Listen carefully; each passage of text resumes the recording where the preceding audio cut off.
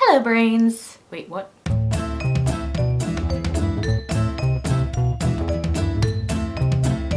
Today I am going to be taking an ADHD test that I find online somewhere. Now obviously ADHD tests are a quick and easy indicator of whether it may be worth pursuing a diagnosis. It's not like you take the test and you get your diagnosis. I'm not going to do the Oprah thing again, but they can be really useful as screening tools, and if you are maybe autistic and you think, I think I might also have ADHD, but I'm not really sure because there's so much overlap. So I'm going to do this test and talk you through my answers and see what we come out with. Doesn't that sound like fun? Of course, we have to have the Yo Samdy Sam disclaimer because the conclusions that we might draw from it are possibly limited, but for me, this has been backed up with consultation with my autism psychologist and also just a greater understanding of ADHD than just someone who's got no idea doing a test. Did that sound arrogant? I don't know. I'm not an expert on ADHD, although I do know a bit. I'm married to a man with ADHD who was diagnosed 3 years ago. So let's get started. First of all, I didn't prepare for this. Do I get extra points for that? ADHD test online. Okay, so ads. There's a Psych Central one, which is a 2-minute test for ADHD and ADD. Nice. Psychom 3-minute ADHD test and self-assessment, instant results. It's like they know their audience, right? Psych Central quick ADHD test, ADD test, 1-minute test, instant results. I don't know, like is 1 minute, that video could be quite short. I don't know, should I go for the 3-minute one? Okay, so that's psychom.net ADHD test. We'll see. I don't want cookies. So I will link this one below and you can do it with me. I'm so excited. So they want you to answer, they want you to read each question carefully, and I'm just scanning this, oh my gosh, I can't even read, and indicate how often you've experienced the same or similar challenges in the past few months. Now these questions say in the past few months, and the reason that I'm going to take a little bit more of a holistic view to it is because I have designed my life in a way that works the best for me. So trying to fit in at school and do everything there and trying to, what was I saying? This is what happens when I don't script a video. Sorry, what was I saying? School and, trying to be in the workplace, trying to be in environments that aren't completely controlled by myself. That's where a lot of the symptoms kind of come out. When I have everything under my own control in my own house, obviously things go a little bit better.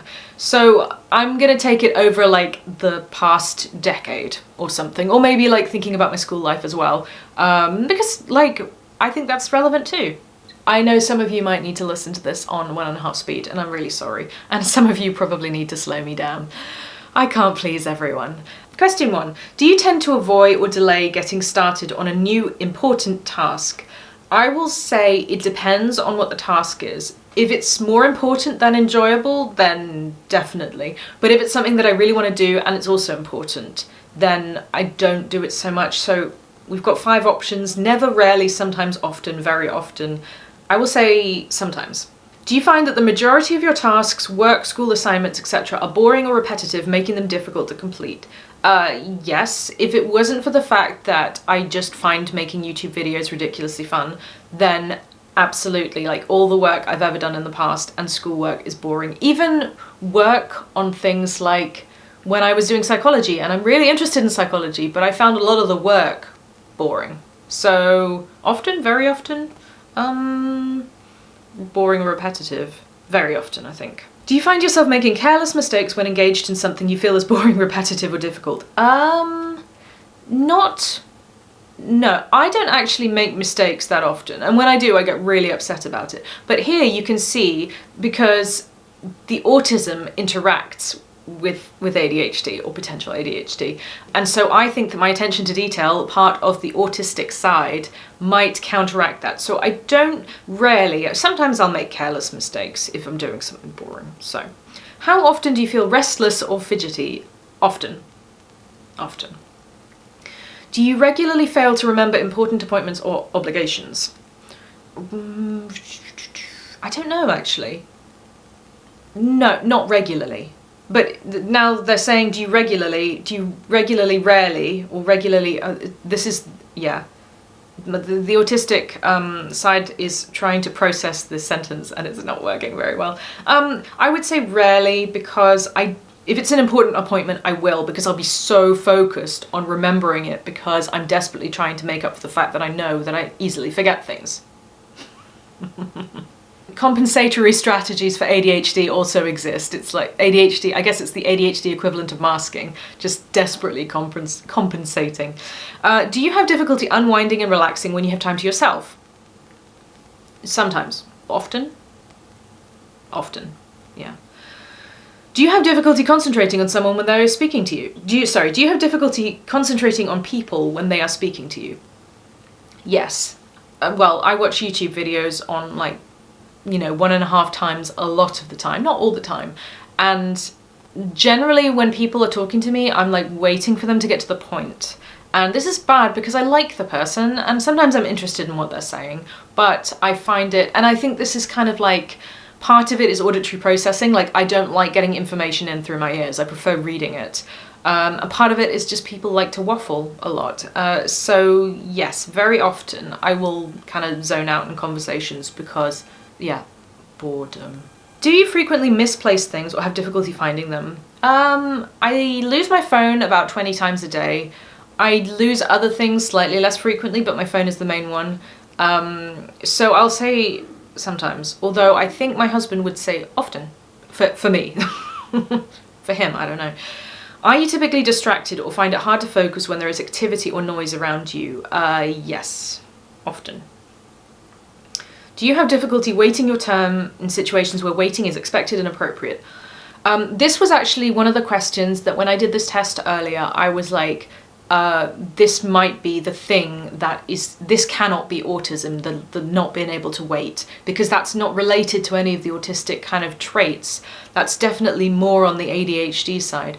I struggle to wait at stoplights. When they're really long, I'm sitting there going, come on, come on, come on. Like, I'm bored just sitting there waiting. Oh my gosh, it's gone now. I really hate queuing up. Having to stand still in queues is pretty much the worst. So yes, very often, I will say. Enter your email. What? I don't want to enter my email. Let's go next. Okay. Oh, that was it. That's exciting. Oh, okay. My results are, do we have a drum roll? A moderate indication of ADD, ADHD. So that's very interesting because I thought I answered the questions reasonably conservatively, but I have taken tests like this before and they all come out with moderate or moderate to severe, which is very interesting because I feel like so many of the things that I struggle with on a daily basis are related to this more than anything. Just remembering and organizing and getting my life together and keeping things together and returning phone calls, returning emails, my perception of time even. So that's kind of like validating what I already knew. I've taken a couple of these tests before and they mostly come out moderate. Sometimes they come out severe depending on when I take them. I should also point out that ADHD symptoms are very highly affected by I think it's estrogen, the female hormone estrogen. And so what this means is that during certain times of my cycle, my ADHD symptoms really build up to the point where I think it was like, because I also have PMDD. So with the combination of that, I get to a couple of days before my period and I'm sitting on the sofa and I'm literally like, I've got bees in my head. I just can't sit still and I can't do anything. I can't settle. I can't just sit there and be me.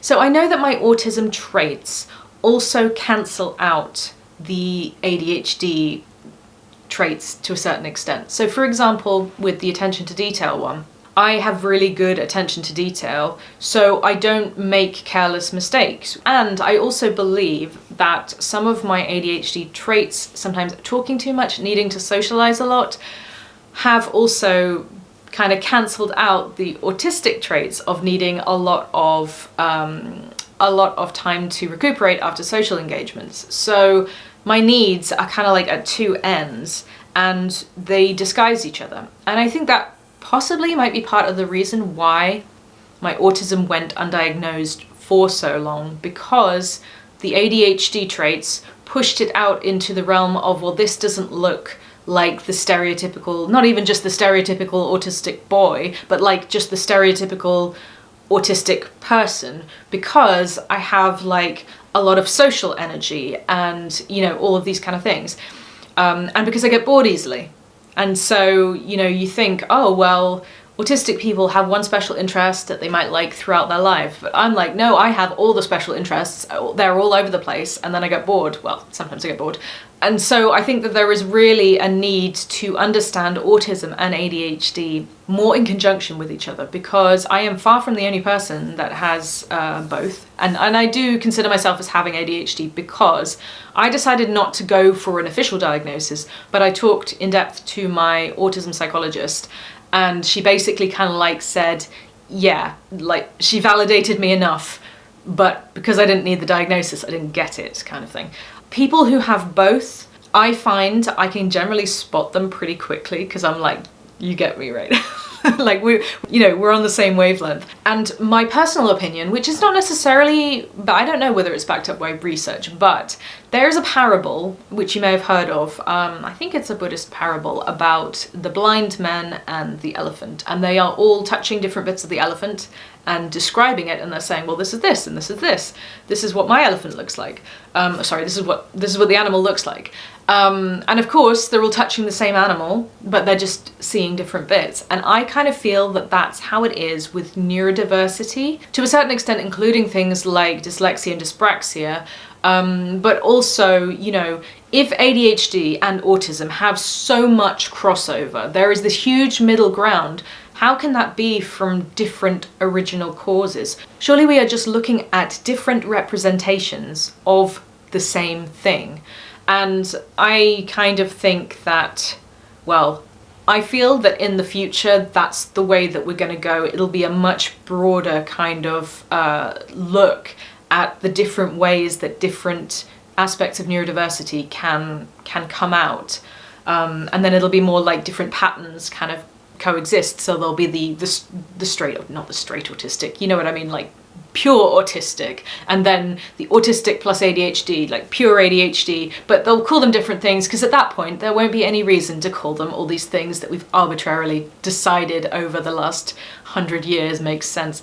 100 years, it's not even been 100 years since autism was first described and labelled.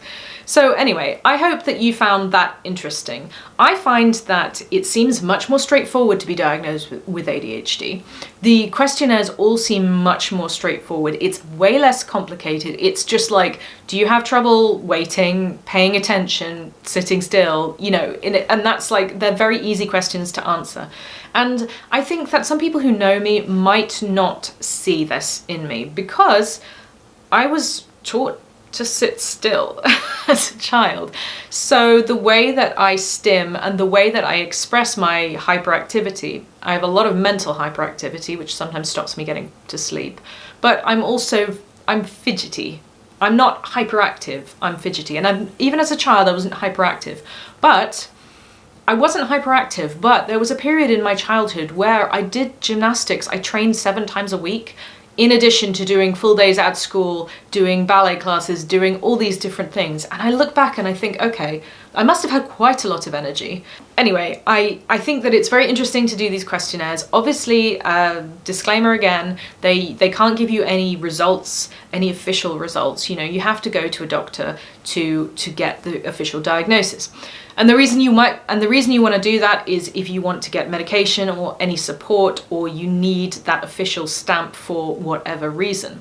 In the EU, ADHD is not a recognised disability, which I think is pretty poor, because it affects your life an incredible amount, just as much as autism, I would say, but it's not. I think it is a recognised disability in America, so there might be pros and cons to getting a diagnosis, but that's the end of this video. I hope you enjoyed it. I don't know if you were surprised. I've had several emails from people being like, you definitely have ADHD, probably because I'm so animated compared to in real life, where I'm a bit more like, most of the time.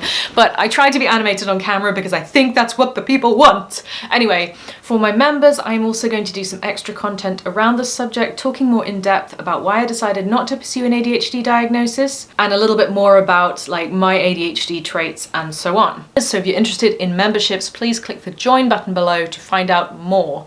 Hope you have a good rest of the day wherever you are, and I'll see you next time. Bye.